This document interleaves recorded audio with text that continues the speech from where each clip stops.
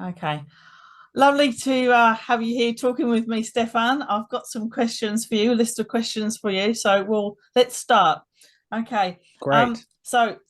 Please can you describe, Stefan, uh, why you're so passionate about the coaching work that you do, the healing work that you do? Mm.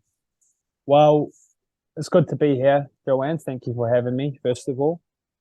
Uh, well, the real reason is I saw a need of it in myself, healing in myself. Mhm. And I saw the need to become a better human, to navigate and explore this life. And this meant healing myself and beginning that process of unveiling um, all my cobwebs, so to say, to come closer to better health. And the tipping point for me was when I lost one of my closest friends to suicide.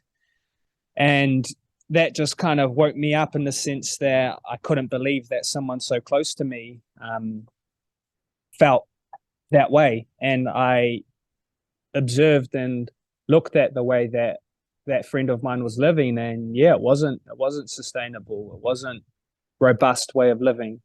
It was broken fundamentally. So this is essentially why I'm so passionate about it. I see a need of it myself, and I see a need of it in the men, especially in New Zealand. Mhm. War, yeah, war broken in a lot of ways. What's some of the best things that you've decided to do for your own health and well-being? What can you describe what they are exactly? Yeah, for me, it was two moments, two tipping points, you could say.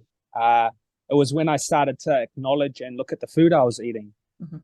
This was the first. I remember one day, this would have been in 2013, the end of 2013, actually the start of 2014, but around that time. I remember going into the dairy and buying one of those nerd ropes. You know those nerd ropes? I'm not No. sure if you, yeah. Well, they're No. like basically crap sugar that you have when you're a young kid. But at this time, I was 18 years old, Yeah. um, turning 19. And I was like, wait, what the heck am I doing buying this? And I just remember that thought being just the start.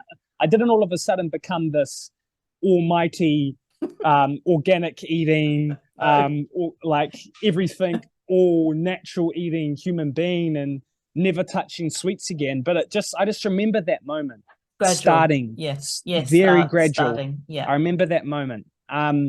And the second moment was when I observed that my brother had this deodorant spray because I was a very observant growing up because I was the youngest of siblings, youngest of six siblings. And because of that, I was surrounded by so much. But I remember one day seeing this natural deodorant in my brother's room, and I was like, "What the hell is that? Like, what's a natural deodorant?" And then that was the second trigger. I was like, "Interesting." And then from there, it progressed. It just progressed, and I just got deeper and deeper, and then started to begin to research. I found other practitioners, other doctors, and it was such a gradual organic progression. But those were the 2 points for me. So I could say, well, the best decisions I ever made was being like, why am I eating this nerd rope? And what is that natural deodorant? What does natural deodorant even mean? Yeah, it was like Yeah. they're like signposts, aren't they? And it's like waking up from a sleep, as you slowly sort of Yes. make your journey. Can you describe to me what's your most favorite part of being a coach? What is it? What does it bring to Mm. you to your life being a coach? Facilitating change and having people actually be willing to change. I've only worked with uh, three people, like officially, Hmm. and those three people were willing to change and Yeah. seeing the change in them, seeing them implement the tiniest habits. And I've caught up with them recently, and now it's a part of their life, knowing that they've made these subtle changes and now Yeah. it's started to expand, much like me in my situation with Yeah. the nerd rope and the natural deodorant. For them, it's been a similar progression by just doing things differently, by taking more care in the way that they make their bed in the morning, their sleep hygiene, the food Mm. they eat, Yep. what kind of content they're consuming. So that for sure is one of the most favorite parts of seeing someone who's willing to change actually change and facilitating that. Because end of the day, all I'm doing is a guide on the side. I'm not actually doing the work. It's the clients that are doing the work. Yeah, I'm just absolutely. offering advice. I'm just kind of steering, you could say. And Yeah. yeah, Guiding. that would really be it. Yeah. That would really be it. Yeah. Guiding and supporting. Can you describe the person that would really benefit from your coaching? What can you describe them? What are their characteristics? What are they needing? Great question.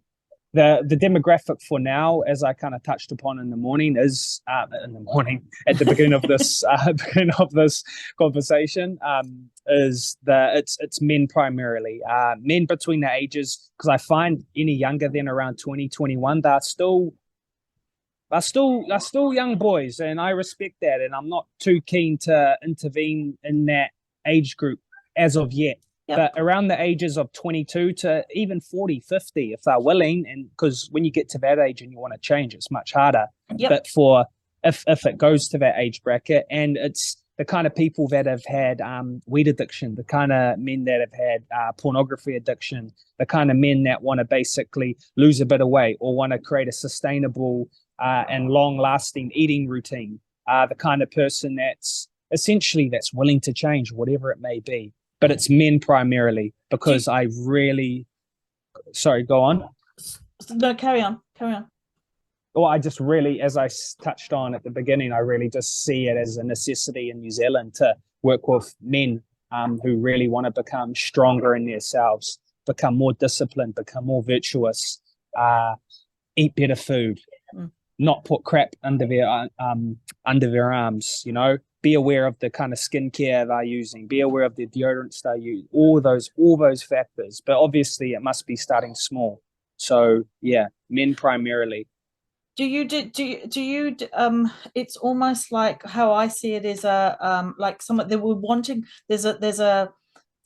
We can't articulate the change that we can feel that we want to have that change, but we can't articulate it. We don't actually know whether this is like a new paradigm. Really, it's almost like we're going into the frontiers of things. We just sort of, but we're not. We're trying to find ourselves.